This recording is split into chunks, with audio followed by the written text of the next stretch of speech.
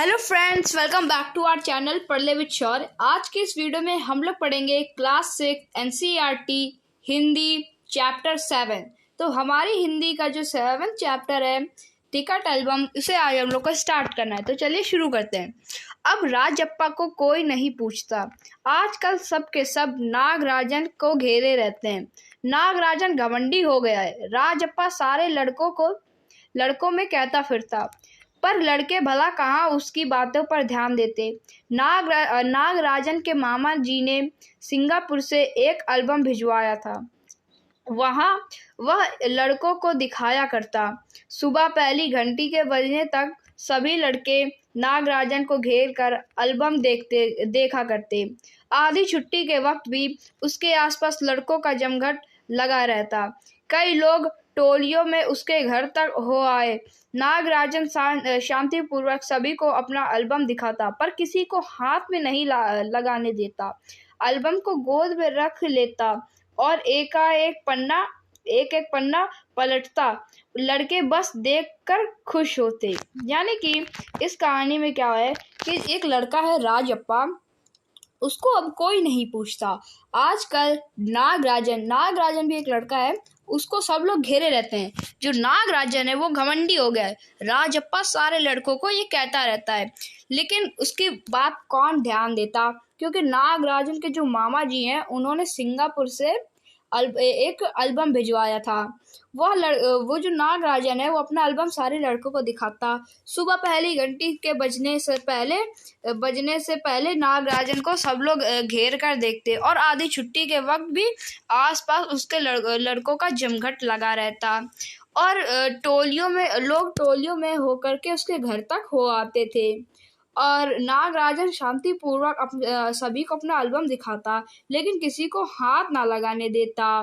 फिर जो एल्बम है उसको अपनी गोद में रखता और एक पन्ना पलटता जाता और सब लोग देख करके बस यूं ही खुश होते रहते। और तो और कक्षा की लड़कियां भी उस एल्बम को देखने के लिए उत्सुक थी। पार्वती लड़कियों की अगुआ बनी और एल्बम मांगने आई। लड़कियों की वही तेज तर्रार मानी जाती है। नागराजन ने कवर चढ़ाकर एल्बम उसे दिया। शाम तक लड़कियां एल्बम देखती रही, फिर उसे वापस कर दिया। अब राजप्पा के एल्बम को कोई पूछने वाला नहीं था। वाकई उसकी शान अब घट गई थी। राजप्पा के एल्बम की लड़कियों में काफ़ी तारीफ रही थी। मधुमक्खी की तरह उसने एकाएक करके टिकट जमा किए थे। उसे तो बस एक यही धुन सवार थी। सुबह 8 बजे वह घर से निकल पड़ता।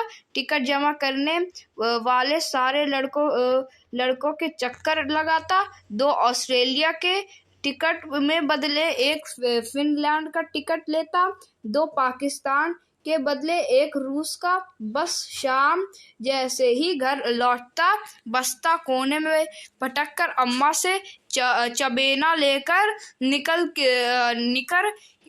निक्कर की जेब में भर लेता और खड़े खड़े कॉफी पीकर निकल जाता 4 मील दूर अपने दोस्त के घर से कनाडा का टिकट लेने। पगडंडिया में होकर भागता। यानी कि जो लड़कियां हैं वो जो कक्षा की लड़कियां हैं वो एल्बम देखने के लिए बहुत ही ज़्यादा उत्सुक थी। तो उन सभी लड़कियों में एक लड़की है पार्वती। वो पार्वती उन सभी लड़कियों की अगुआ बनी। अगुआ मतलब कि उनकी लड़कियों की तरफ से आई और बोला मुझे उससे एल्बम मांगा। तो जो नागराजन था उसने कवर चढ़ाकर उन लोग को एल्बम दे दिया और वो लोग शाम तक उस एल्बम को देखती रही।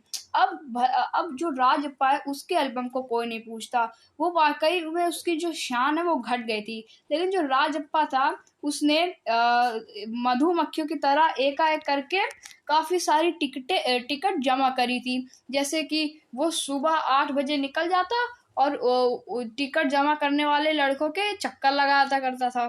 2 ऑस्ट्रेलिया के टिकट के बदले एक फिनलैंड का टिकट लेता और 2 पाकिस्तान के टिकट के बदले एक रूस का टिकट लेता और फिर जब घर पहुंचता तो अपना जो बस्ता उसको पटक कर अम्मा से चबेना लेकर के बाहर निकल जाता, फिर खड़े खड़े कॉफी पीता, फिर निकल जाता और 4 मील दूर अपने दोस्त के घर कनाडा का टिकट लेने पगडंडियों में होकर भागता। स्कूल भर के उसका एल्बम सबसे बड़ा था। सरपंच के लड़के ने उसके एल्बम को 25 रुपए में खरीदना चाहा था, पर राजप्पा नहीं माना। घमंडी कहीं का राजप्पा बड़बड़ाया था। फिर उसने तीखा जवाब दिया था, तुम्हारे घर में जो प्यारी बच्ची है ना, उसे दे दो ना 30 रुपए में। सारे लड़के ठहाका मारकर हंस पड़े थे, पर अब कोई उसके एल्बम की बात तक नहीं करता। और अब सब उसके एल्बम की तुलना नागराजन के एल्बम से करने लगे। सब कहते हैं राजप्पा का एल्बम फिसड्डी है, पर राजप्पा ने नागराजन के एल्बम को देखने की इच्छा कभी नहीं प्रकट की। लेकिन जब दूसरे लड़के उसे देख रहे होते तो वह नीची आंखों से देख लेता। सचमुच नागराजन का एल्बम बेहद प्यारा था, पर राजप्पा के पास जितने टिकट थे उतने नागराजन के एल्बम में नहीं थे। पर खुद उसका एल्बम ही कितना प्यारा था, उसे छू लेना ही कोई बड़ी बात थी। इस तरह का एल्बम यहाँ थोड़ी मिलेगा। एल्बम के पहले पृष्ठ पर मोती जैसे अक्षरों में उसके मामा ने लिख भेजा था, A.M. नागराजन। यानी कि जो मतलब कि सबसे बड़ा एल्बम था। यानी कि जो स्कूल भर में सबसे बड़ा जो एल्बम था वो राजप्पा का था। और जो सरपंच था उसका लड़के ने राजप्पा से उसका एल्बम 25 रुपए में खरीदना चाहा, लेकिन जो राजप्पा नहीं माना और बोला घमंडी कहीं का। फिर राजप्पा ने बड़बड़ाया था और फिर राजप्पा ने एक तीखा जवाब दिया था, तुम्हारे घर में जो प्यारी बच्ची है वो मुझे दे दो 30 रुपए में। सारे लड़के मिलकर हंसने लगे, लेकिन अब उसका एल्बम कोई नहीं पूछता था। अब उसके एल्बम में वो कोई भी बात तक नहीं करता था। और अब तो और सब उसके एल्बम की तुलना नागराजन के एल्बम से करने लगे थे। फिर कहते राजप्पा का एल्बम फिसड्डी है, पर जो राजप्पा था उसने नागराजन का एल्बम देखने की इच्छा कभी नहीं करी। और दूसरे बच्चे जब एल्बम देखा करते तो हल्के से नीची आंखें से देख लेता और फिर कहता। लेकिन जो नागराजन का एल्बम था वो बेहद सच में बहुत ज़्यादा प्यारा था और उसे छू लेना ही बहुत बड़ी बात थी। और उसके पहले प्रश्न में मोतियों जैसे अक्षरों में लिखा था, A.M. नागराजन। इस एल्बम को चुराने वाला बेशरम है। यानी कि ये जो लिखा हुआ है ये पहले प्रश्न में लिखा है मोतियों के अक्षर वाले, उसमें हेडिंग लिखी है A.M. नागराजन और फिर एक लाइन भी लिखी, वो भी पढ़ते हैं। इस एल्बम को चुराने वाला बेशर्म है, ऊपर लिखे नाम को कभी देखा है? यह एल्बम मेरा है। जब तक घास हरी है और कमल लाल, सूरज तक पूर्व से उगे और पश्चिम में छिपे, उस अनंत काल तक के लिए यह एल्बम मेरा है रहेगा। यानी कि उसमें मोतियों जैसे अक्षरों में लिखा था। लड़कों ने इसे अपने एल्बम में उतार लिया, लड़कियों ने झट कॉपियों और किताबों में टीप लिया। तुम लोग यह नकल क्यों करते हो, नकलची कहीं के। राजप्पा ने लड़कियों को घुसड़ी दी। सब चुप रहे, पर कृष्णन से नहीं रहा गया। जा जलता है ईर्ष्यालु कहीं का।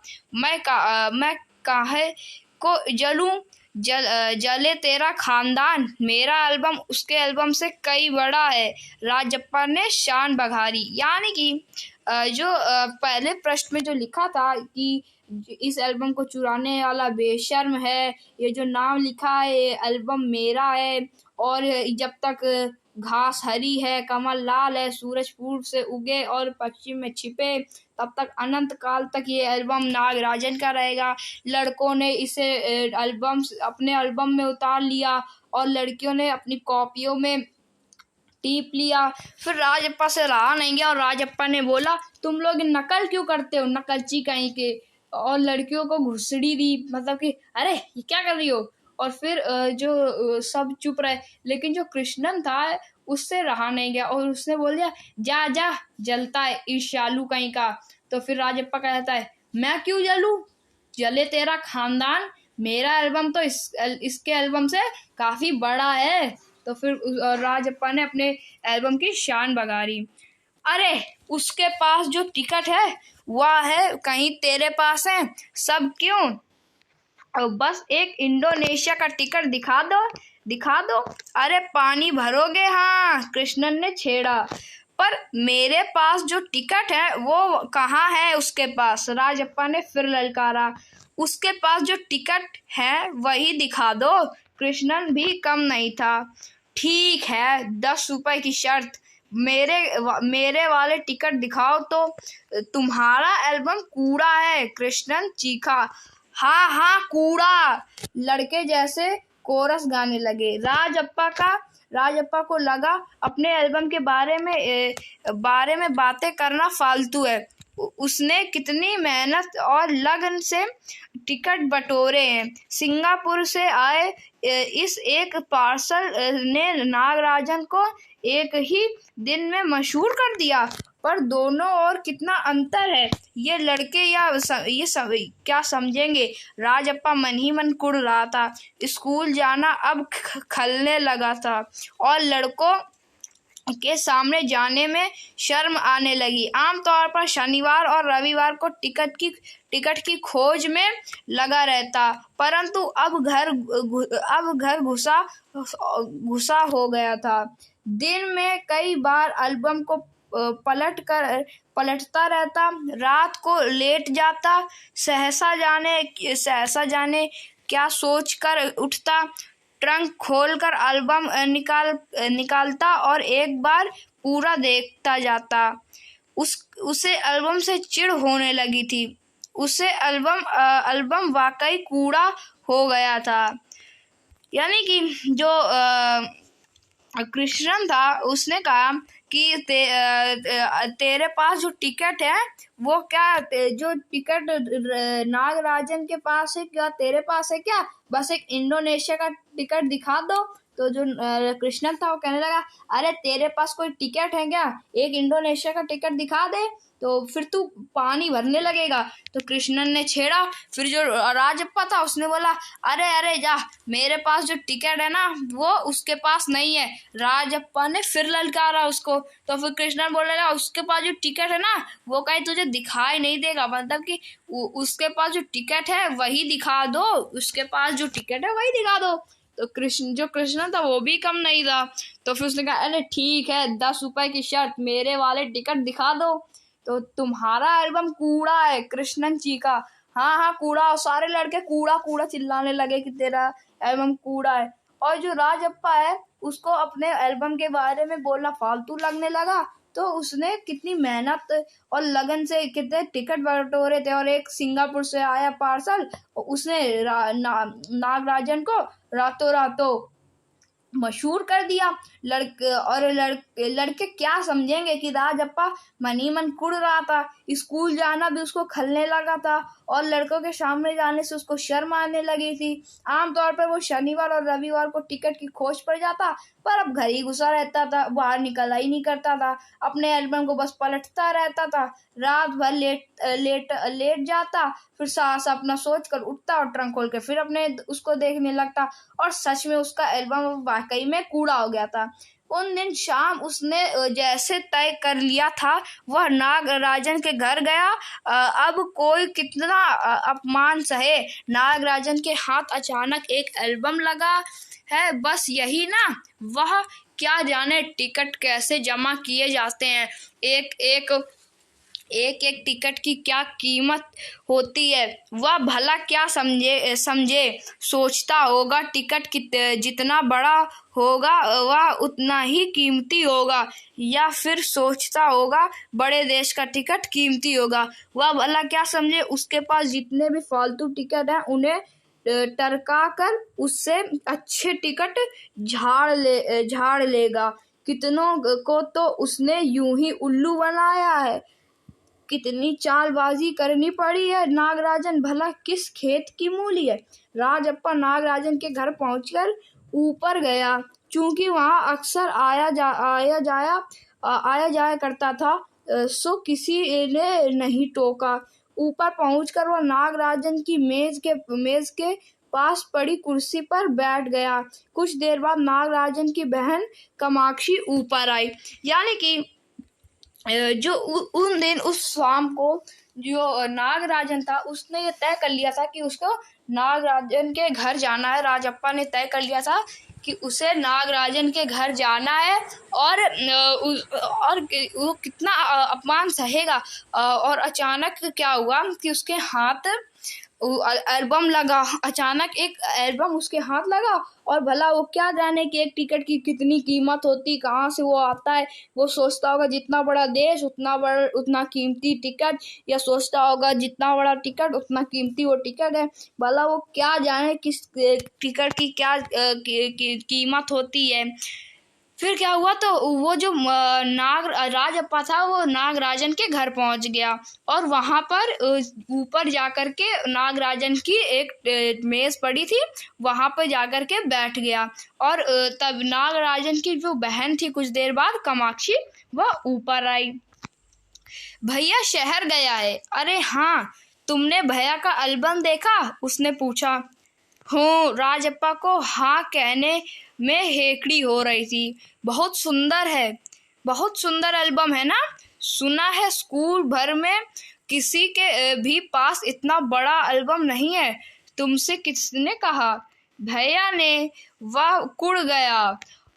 बड़े से क्या मतलब? आकार में बड़ा हुआ तो एल्बम बड़ा हो गया क्या? उसकी चिड़चिड़ाहट साफ थी। कामाक्षी कुछ देर तक वहीं रही, फिर नीचे चली गई। राजप्पा मेज पर बिखरी किताबों को टटोलने लगा। अचानक उसका हाथ दराज के ताले से टकरा गया। उसने ताले को खींच कर देखा, बंद था। क्योंकि ना उसे खोलकर देख लिया जाए, मेज पर से उसने चाबी ढूंढ निकाली। सीढ़ियों के पास जाकर उसने एक बार झांक कर देखा, फिर जल्दी से दराज खोली। एल्बम ऊपर ही रखा हुआ था। पहला पृष्ठ खोला, उन वाक्यों को दोबारा पढ़ा। उसका दिल तेजी से धड़कने लगा। एल्बम को झट कमीज के नीचे खोस लिया और दराज बंद कर दिया। सीढ़ियां उतरकर घर की ओर भागा। घर जाकर सीधा पुस्तक की अलमारी के पास गया और पीछे की ओर एल्बम छिपा दिया। उसने बाहर आकर झांका। पूरा शरीर जैसे जलने लगा था, गला सूख रहा था और चेहरा तमतमाने लगा था। रात 8 बजे अप्पू आया। हाथ पांव हिलाकर उसने पूरी बात कह सुनाई। सुना तुमने? नागराजन का एल्बम खो गया। हम दोनों शहर गए हुए थे, लौट कर देखा तो एल्बम गायब। राजप्पा चुप रहा। उसने अप्पू को किसी तरह टाला। उसके जाते ही उसने झट कमरे का दरवाजा भिड़ा लिया और अलमारी के पीछे से एल्बम निकालकर देखा। उसे फिर छिपा दिया। डर था कहीं कोई देख ना ले। अब देखिए, तो अब क्या हुआ कि जो उतने देर में जो उसकी बहन थी नागराजन की, कामाक्षी, वो आ गई और उसने बोला कि भैया शहर गए हुए हैं और तुमने भैया का एल्बम देखा? उसने पूछा। हाँ, पर राजप्पा को हाँ कहने में बहुत हेकड़ी लग रही थी। बहुत सुंदर है, सुना स्कूल वाले सब कहते कि इतना बड़ा एल्बम किसी पास नहीं है। तो राजप्पा बोलता है, तुमसे किसने कहा? तो कामाक्षी कहती है, भैया ने। वह कुड़ गया और उसने बोला, बड़े से क्या मतलब? आकार में बड़ा हुआ तो क्या एल्बम थोड़ी ना बड़ा है। उसकी चिड़चिड़ाहट साफ दिख रही थी। कामाक्षी कुछ देर तक वहीं रही, फिर उसके बाद वो नीचे चली गई। फिर फिर जो क्या हुआ कि जो राजप्पा था वो किताबें पड़ी हुई थी मेज में कुछ, उनको टटोलने लगा और तभी उसका हाथ एक दराज के ताले में जाकर के लड़ा और उसने ताले को खींच कर देखा, ताला बंद था। फिर उसने मेज उस ताले की चाबी वहीं मेज से ढूंढ निकाली और जीनों में जाकर के देखा, सीढ़ियों में, कि कोई आ तो नहीं रहा, और जल्दी से देखा कोई आ नहीं रहा। फिर जल्दी से गया और आकर के दराज खोली और जो एल्बम था वो ऊपर ही रखा हुआ था और उसको अपनी कमीज के अंदर लेकर रखा और इतनी तेज भागा अपने घर की ओर और आते ही अपने अलमारी के पीछे उसने छुपा दिया। और उसके बाद फिर बाहर जाकर के देखा तो उसका शरीर पूरा जलने लगा था, गला सूख रहा था पसीना और उसका दिल धड़क रहा था काफी तेज तेज। और फिर थोड़ी देर बाद अप्पू वहां पर आया और अप्पू ने कहा कि नागराजन का एल्बम खो गया। वो और नागराजन बाहर गए थे, शहर गए थे, और जब घर आकर देखा तो उसका जो एल्बम था वो खो गया। और फिर जो राजप्पा था उसने उसको कैसे करके टाला और उसके बाद फिर गया अंदर से और जल्दी से अपना उसका एल्बम निकाला और फिर रख दिया। और उसको डर था कहीं कोई देख ना ले। रात में खाना नहीं खाया, पेट जैसा भरा हुआ था, सारा घर चिंतित हो गया, उसका चेहरा भयानक हो गया था। रात उसने सोने की कोशिश की पर नींद नहीं आई, एल्बम सिरहाने तकिए के नीचे रख कर सो गया। सुबह अप्पू दोबारा आया, राजप्पा तब भी बिस्तर पर बैठा था। अप्पू सुबह नागराजन के घर होकर आया था, कल तुम उसके घर गए थे? अप्पू ने पूछा। राजप्पा की सांस जैसे ऊपर ही ऊपर और नीचे की नीचे रह गई। फिर सिर हिला दिया। वह जिस तरह चाहे सोच ले, कामाक्षी ने कहा था कि हमारे जाने के बाद खाली तुम वहां आए थे, अप्पू बोला। राजप्पा को समझते देर नहीं लगी कि अब सब उस पर शक करने लगे हैं। कल रात से नागराजन लगातार रोए जा रहा है, उसके पापा शायद पुलिस को खबर दें। अप्पू ने फिर कहा। राजप्पा फिर भी चुप रहा। उसके पापा डीएसपी के दफ्तर में ही तो काम करते हैं, बस वह पलक झपक दे और पुलिस की फौज हाजिर। अप्पू जैसे आग में घी डाल रहा था। यह तो भला हुआ कि अप्पू का भाई उसे ढूंढता हुआ आ गया और अप्पू चलता बना। राजप्पा के पापा दफ्तर चले गए थे, बाहर का किवाड़ा बंद था। राजप्पा अभी तक बिस्तर पर बैठा हुआ था। आधा घंटा गुजर गया और वह उसी तरह बैठा रहा। तभी बाहर की साकल घटी। पुलिस राजप्पा बुदबुदाया। भीतर साकल लगी थी। दरवाजा खटखटने की आवाज तेज हो गई। राजप्पा ने तकिए के नीचे से एल्बम उठाया और ऊपर भागा, अलमारी के पीछे छिपा दिया। नहीं, पुलिस ने अगर तलाशी ली तो पकड़ा जाएगा। एल्बम को कमीज के नीचे छिपाकर वह नीचे आ गया। बाहर का दरवाजा अब भी बज रहा था। कौन है? अरे दरवाजा क्यों नहीं खोलता? अम्मा भीतर से चिल्लाई। थोड़ी देर और हुई तो अम्मा खुद ही उठकर चली आएंगी। तो अब क्या होता है कि जो राजप्पा है उसने क्या हुआ, उसने रात भर खाना नहीं खाया। उसका ऐसा लग रहा था कि जैसे पूरा पेट भरा हुआ है और वो बहुत चिंतित था। उसका चेहरा भयानक हो चुका था। उसे रात भर नींद नहीं आ रही थी। उसने अपने एल्बम को सिरहाने रख के सोया और जब उसको नींद आई तो सुबह सुबह अप्पू उसके घर फिर से आ गया और उससे बोला। और राजप्पा तब बिस्तर में बैठा हुआ था और अप्पू ने बोला कि उसका एल्बम खो गया है और कामाक्षी ने बताया कि तुम ही उसके घर गए थे और अगर आखिरी में तुम ही उसके घर गए थे, तुम्हारे बाद वहाँ पर कोई नहीं आया। और अगर तुम और उसके जो पापा हैं उन्होंने पुलिस में कंप्लेन कर दी, पुलिस को में शिकायत कर दी, क्योंकि उसके पापा डीएसपी के दफ्तर में ही काम करते हैं। अगर कर दी तो तुम्हारा क्या हाल होगा।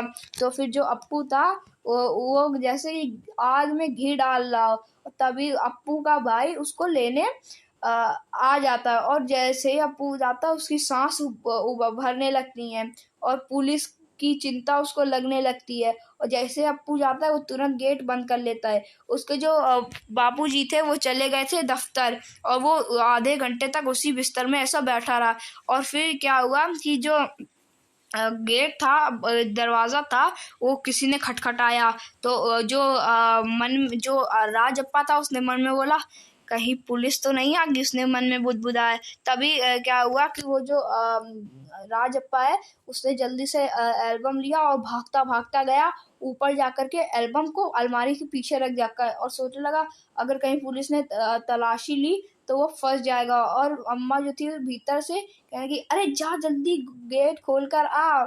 और तो थोड़ी देर बाद क्या हुआ कि वन कहने लगी कि अगर तूने नहीं खोला तो मैं उठकर चली आऊंगी।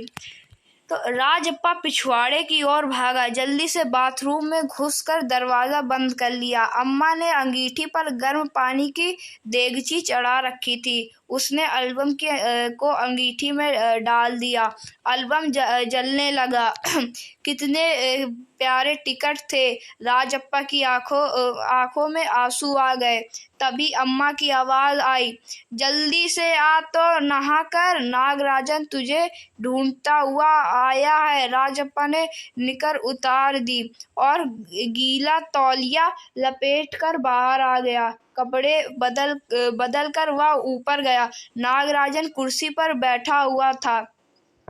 उसे देखते ही बोला मेरा एल्बम खो गया यार। उसका चेहरा उतरा हुआ था, काफी रो कर आया था। शायद कहाँ रखा था तुमने? राजप्पा ने पूछा। शायद दराज में। शहर से लौटा तो गायब। नागराजन की आंखों में आंसू आ गए। राजप्पा से चेहरा बचाकर उसने आंखें पोंछ ली। रो मत यार, राजप्पा ने उसे पुचकारा। वह फफक कर रो दिया। राजप्पा झट नीचे उतर गया। 1 मिनट में वह ऊपर नागराजन के सामने था। उसके हाथ में उसका अपना एल्बम था। लो यह रहा मेरा एल्बम। अब इसे तुम रख लो। ऐसे क्यों देख रहे हो? मजाक नहीं कर रहा हूँ, सच कहता हूँ। इसे अब तुम रख लो। बहला रहे हो यार। नागराजन को जैसे यकीन नहीं आया। नहीं यार, सचमुच तुमको दे रहा हूँ, रख लो। राजप्पा भला अपना एल्बम उसे दे दे। कैसा चमत्कार है। नागराजन को अब भी यकीन नहीं आ रहा था, पर राजप्पा अपनी बात बार बार दोहरा रहा था। उसका गला भर आया। यानी कि अब क्या हुआ कि जो राजप्पा है वो जल्दी से पिछवाड़े के गेट से भागा और बाथरूम में जाके घुस गया और उसके पास जो एल्बम था उसे जल्दी से लिया और अंगीठी में अम्मा जी ने पानी चढ़ा रखा था वहां पे गया और जाकर के एल्बम को जला दिया। जाकर के एल्बम जलने लगा और उसकी आंखों के सामने इतने प्यारे प्यारे टिकट जलने लगे। राजप्पा की आंखों में आंसू आ गए और जैसे ही अम्मा ने आवाज दी कि अरे जल्दी नहा कर निकल, नागराजन तेरे को ढूंढते हुए आया है। तो राजप्पा ने निक्कर उतार कर गीली तौलिया लपेट कर उसके पास गया और नागराजन उसकी कुर्सी पर बैठा हुआ था। नागराजन ने पूछा क्या हुआ? तो नागराजन ने बोला मेरा एल्बम खो गया यार। तो राजप्पा ने पूछा कि तुमने कहाँ रखा था? तो फिर उसने पूछा कि तुमने अपना एल्बम कहाँ रखा था? कहने लगे यूं ही दराज में रखा था। फिर जब शहर से लौट कर आया तो वो खो गया और फिर कभी नहीं मिला। और नागराजन इतना बोलते उसके आंखों में आंसू आ गए। तभी उसने राजप्पा से छुपाते हुए अपने आंसू पोंछ लिए। तब तो राजप्पा ने बोला रो मत यार। जैसे राजप्पा ने बोला रो मत यार तो जो नागराजन था वो और तेज रोने लगा। फिर जो राजप्पा था वो जल्दी से नीचे गया और 1 मिनट के बाद ऊपर ही आ गया अपना एल्बम लेकर के जो कि राजप्पा का था और बोला ले लो यार, तुम मेरा एल्बम ले लो। तो जो नागराजन था उसके कह रहा अरे भाई मजाक मत करो यार, मेरा असली में खो गया है। तो राजप्पा था कह रहा अरे सही कह रहा हूँ, मेरा एल्बम तुम ले लो। फिर ये बोलते उसका गला भर आया। ठीक है मैं इसे रख लेता हूँ, पर तुम क्या करोगे? मुझे नहीं चाहिए। क्यों, तुम्हें एक भी टिकट नहीं चाहिए? नहीं, पर तुम कैसे रहोगे बगैर किसी टिकट के? रोता क्यों है यार? ले इस एल्बम को तू ही रख ले, इतनी मेहनत की है तूने। नागराजन बोला, नहीं तुम रखो, लेकर जाओ जाओ, चले जाओ यहाँ से। वह चीखा और फूट फूट कर रो दिया। नागराजन की समझ में कुछ नहीं आया। वह एल्बम लेकर नीचे उतर गया। कमीज से आंखें पोंछता हुआ राजप्पा भी नीचे उतर आया। दोनों साथ साथ दरवाजे तक आए। बहुत बहुत धन्यवाद, मैं घर चलूं? नागराजन सीढ़ियां उतरने लगा। सुनो राजू, राजप्पा ने पुकारा। नागराजन ने उसे पलट कर देखा। एल्बम दे दो, मैं आज रात जी भर के इसे देखना चाहता हूँ। कल सुबह तुम्हें दे जाऊंगा। ठीक है। नागराजन ने भी एल्बम लौटा दी और चला गया। राजप्पा ऊपर आया, उसने दरवाजा बंद कर लिया और एल्बम को छाती से लगाकर फूट फूट कर रो दिया। यानी ये फिर क्या हुआ कि जब राजप्पा था उसने कहा, मतलब कि नागराजन ने जब एल्बम ले लिया और बोलने लगा, ठीक है मैं इसे रख लेता हूँ, पर तुम क्या करोगे इस एल्बम, तुम बिना एल्बम के क्या करोगे? तो जो राजप्पा था उसने बोला, मुझे नहीं चाहिए। तो फिर कहने लगा, तुम बिना टिकट एल्बम के कैसे रहोगे? तो कहने लगा, नहीं यार मैं रह लूंगा। फिर उसके बाद बोलने लगा, अरे यार तुम बिना टिकट एल्बम के बगैर रहोगे कैसे? तो कह रहा, अरे रो मत यार, तू ले मेरा एल्बम, तू रख ले, बड़ी मेहनत की थी तूने, लेकिन तू रख ले। नागराजन ने बोला, अरे तूने बहुत मेहनत करी थी, तू ले। कहने लगा, नहीं चाहिए, तुम ले लो, और चिल्लाने लगा, ले लो यार, तुम नहीं चाहिए, और फूट फूट कर रो दिया। फिर नागराजन को कुछ समझ नहीं आया, उसने एल्बम लिया और कहने लगा, अच्छा ठीक है मैं चलता हूँ। तो नागराजन और राजप्पा दोनों साथ साथ उसको दरवाजे तक छोड़ने आ गए। और फिर जैसे नागराजन ने कहा मैं चलता हूँ, तो राजप्पा ने बोला, आज भर के लिए मुझे इसको दे दो, कल मैं तुम्हें लौटा दूंगा। उस नागराजन ने कहा ठीक है। और फिर राजप्पा ने एल्बम लेकर आया और उसको फिर अपने कमरे में गया और गेट बंद करके और फूट फूट कर उसको अपने जो एल्बम था उसको अपने छाती में लगा कर फूट फूट कर रोने लगा। तो जो हमारी कहानी थी टिकट एल्बम, ये हमारी ख़त्म हो चुकी है। इसके जो लेखक हैं सुंदरा रामास्वामी, इन्होंने लिखी है। और ये कहानी कोई हिंदी कहानी नहीं है, ये तमिल से अनुवाद है। यानी कि सुमित अय्यर, यानी कि ये तमिल कहानी थी जिसे सुमित अय्यर ने अनुवाद करी है तमिल से। तो ये जो हमारी कहानी थी तो ख़त्म हो चुकी है। अब इस कहानी का जो प्रश्न अभ्यास है वो हम लोग करें किसी और वीडियो में। आज की इस वीडियो में इतना ही, मिलेंगे नेक्स्ट वीडियो में। तब तक के लिए थैंक यू वेरी मच।